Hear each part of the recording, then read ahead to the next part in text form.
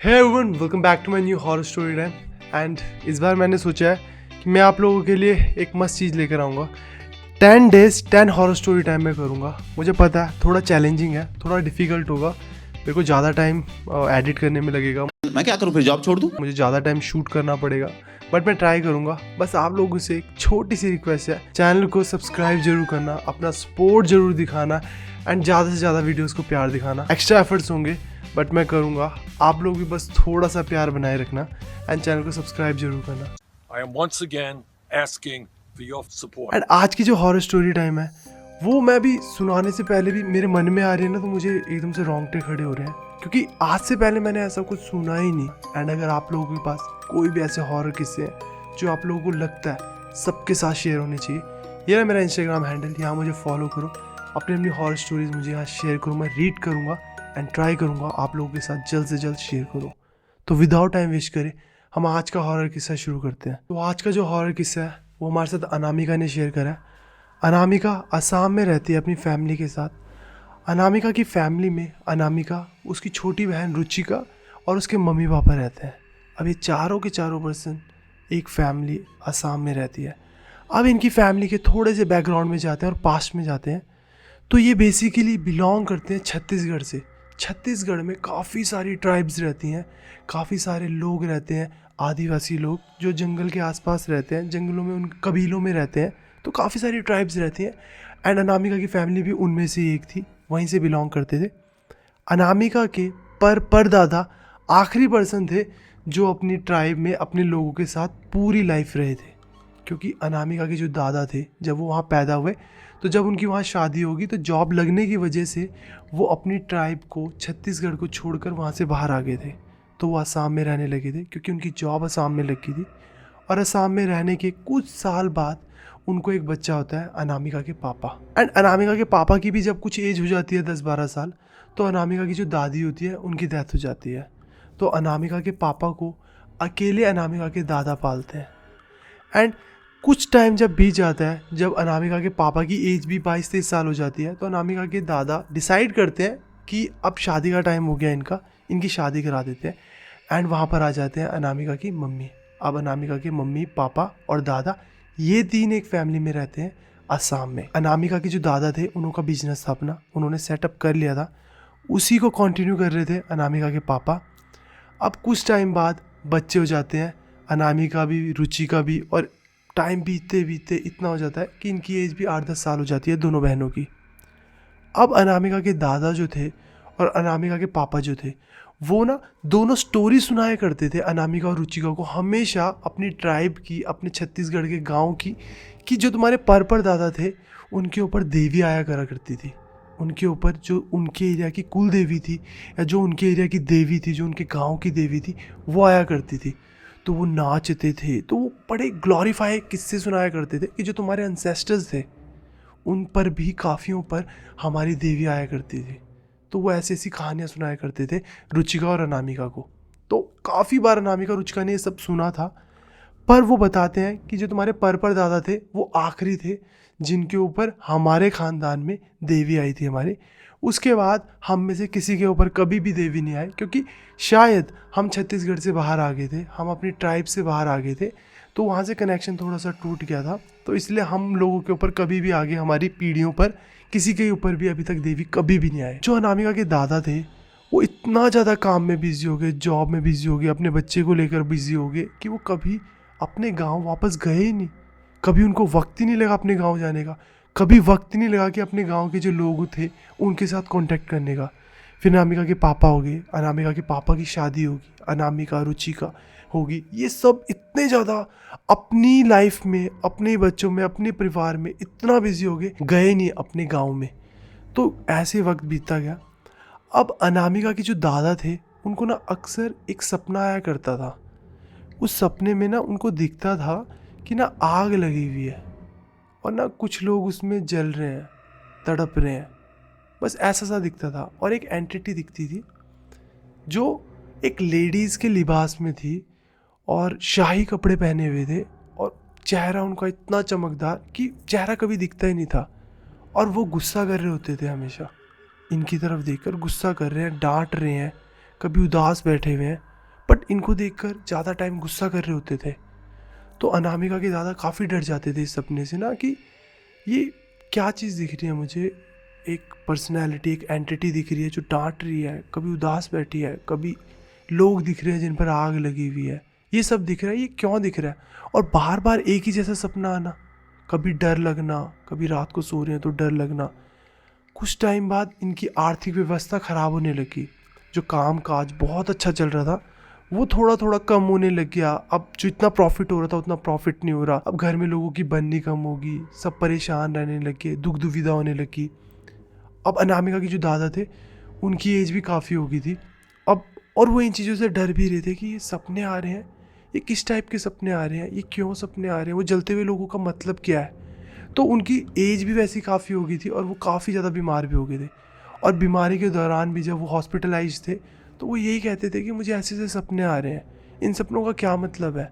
अब डॉक्टर्स ये सब बोलते थे कि आप लोग अपने दिमाग पर काफ़ी स्ट्रेस ले रहे हो, तो जिसकी वजह से ये हो रहा है। तो डॉक्टर्स काफ़ी सारी मेडिसिन भी देते थे कि जिनसे उनका दिमाग रिलैक्स रहे, उनका माइंड थोड़ा शांत रहे और वो सो सके, उनका शरीर रिकवरी कर सके, रादर देन इस स्ट्रेस में कि ये सब चीज़ें क्या हो रही हैं। बट दवाइयों का कोई असर नहीं था, वो सपने आते थे। एज भी ज़्यादा होने की वजह से, स्ट्रेस वगैरह ये सब होने की वजह से उनकी डेथ हो गई। तो उनकी डेथ होने के बाद इनके परिवार में काफ़ी ज़्यादा स्ट्रेसफुल सा सिचुएशन हो गया।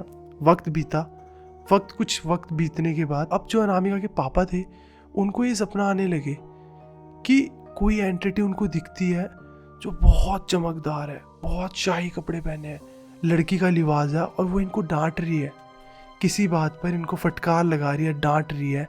कभी उदास हो जाते हैं और ये भी सपनों में डरते हैं कि ऐसा मुझे क्या दिख रहा है और मुझे क्यों दिख रहा है, मेरी डेली लाइफ जो चल रही है उससे परे मुझे सपनों में ये सब क्या दिख रहा है, ये सब क्यों हो रहा है। तो वो वैसे ही बहुत डर जाते थे, अपनी वाइफ के साथ शेयर करते थे, मुझे ऐसा ऐसा सब कुछ दिख रहा है, इनका क्या मतलब है। बट कुछ नहीं पता, अपनी डेली लाइफ बीत रही है, उनको सब चीज़ें दिखती थी, आग लगे, लोग ये सब भी दिखते थे। वक्त बीतता गया।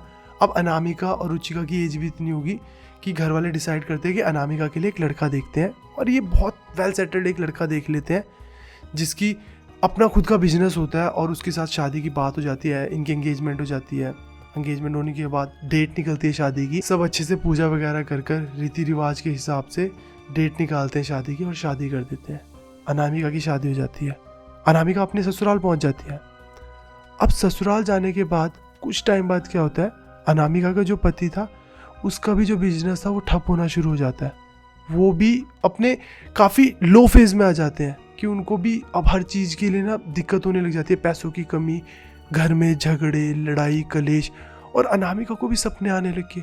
अनामिका को भी एक ऐसी एंटिटी दिखती है जो परेशान है, जो गुस्सा कर रही है, जो उदास है, जो डांट रही है अनामिका को भी। अनामिका भी बहुत डरने लगती थी, तो रात रात को डरना, बाहर नहीं निकलना, थोड़ा मायूस हो जाना, घर में लड़ाई झगड़े कलेश ये सब हो रहा है। अब अनामिका के पापा के साथ भी सेम एक्टिविटीज़ हो रही थी, पर किसी को कुछ नहीं पता ये सब क्यों हो रहा है। अब इधर उधर पूछ रहे हैं, डॉक्टर्स को दिखाया तो डॉक्टर्स ने ये बताया कि तुम्हारे दादा के साथ ये सब हुआ, तो तुम दादा के बहुत क्लोज थी, तो हो सकता है कि तुम्हारे को भी वही चीज़ फील हो रही है क्योंकि तुम अपने दादा के बहुत क्लोज थे, और तुम्हारे पापा को भी ये चीज़ फील इसलिए हो रही है कि तुम्हारे पापा भी अपने पापा के बहुत करीब थे। तो ये सब उन्होंने डॉक्टर्स ने लॉजिक दिए, पर ये सब चीज़ें हो रही थी। अब कुछ समय बीतने के बाद एक दिन रुचिका अपने घर में होती है अपने मम्मी पापा के साथ। उसको एक सपना आता है कि एक रूम है जो मिट्टी की दीवारें हैं, चिकनी मिट्टी से ना लेपी हुई दीवारें हैं, और वहाँ पर कोई नाच रहा है, कोई लेडीज़ है, चमकदार चेहरा, शाही कपड़े, एकदम सुंदर दिख रहा है, शरीर बिल्कुल चमकदार, और मुंह तो दिख ही नहीं रहा है। कोई नाच रहा है और नाचते नाचते हाथ पकड़ता है रुचिका का, और नाचते नाचते उसी रूम से एक छोटा सा दरवाज़ा जाता है जो झोपड़ी वाला है, जिसपे झोपड़ी झोपड़ी जैसी चीज़ें लगी हैं, और उस रूम से बाहर ले जाते हैं। और वहाँ पर ना देवी देवताओं की फ़ोटो होती है, और इशारे कर रहे हैं कि यहाँ पर पूजा कर, यहाँ पर जोत जला, हंस रहे हैं, नाच रहे हैं। तो अनामिका सुबह उठती है और मतलब हैरान कि सपने का कोई सर पैर ही नहीं था, ये सब मुझे जो दिखा ये क्या दिखा, इसका क्या मतलब। अपने मम्मी पापा के साथ ये बात शेयर करती है कि पापा मुझे एक सपना आया, एक रूम है जिसमें दीवारों पे मिट्टी ऐसे लेपी हुई है, उसमें एक औरत है, शायद वो नाच रहे हैं, बहुत नाच रहे हैं, घाघरा टाइप में पहना, बहुत चमकदार कपड़े, पूरा चेहरा चमकदार, ये सब वो नाच रहे हैं। और मेरे को पकड़ते हुए उस रूम से एक पतला सा रूम जा रहा है, उससे ले गए मुझे, और झोपड़ी जैसा कुछ है और सामने देवी देवता है और जोत जलाने के लिए कह रहे थे शायद, और फिर नाच रहे थे खुश होकर। उसके पापा एकदम से ऐसे हो जाते हैं कि वो एकदम से रिकॉग्नाइज करते हैं जो हमारा घर में गांव था, वहाँ पर भी जो हमारा घर था वो ऐसे ही कुछ था, क्योंकि दादा वगैरह ने ये बताया हुआ था, पापा वगैरह ने उन्हों के, कि हमारे मिट्टी वाले घर हैं, घर के अंदर से ही है जहाँ पूजा घर वगैरह है हमारा। तो उसके पापा रिकॉल करते हैं कि ये तो हमारे गांव जैसा घर लग रहा है, और शायद जो ये सब कुछ दिख रहा है वो इसलिए दिख रहा है कि शायद हमारे देवी देवता हमसे रुष्ट तो नहीं हो गए। उसके पापा कुछ भी नहीं सोचते, अनामिका को घर बुलाते हैं, रुचिका को ले अपनी वाइफ को लेकर अपने गांव पहुंच जाते हैं। वहां पहुंचते हैं, पंडित जी वगैरह से बात करते हैं, बोलते हैं कि पूजा वगैरह करवानी है अपने कुल देवी वगैरह इन सब की, और वो ऑर्गेनाइज करते हैं सारा सामान। और जैसे कुल देवी के पास पहुंचते हैं, वहाँ पूजा वगैरह शुरू होती है, जोत वगैरह जलाते हैं।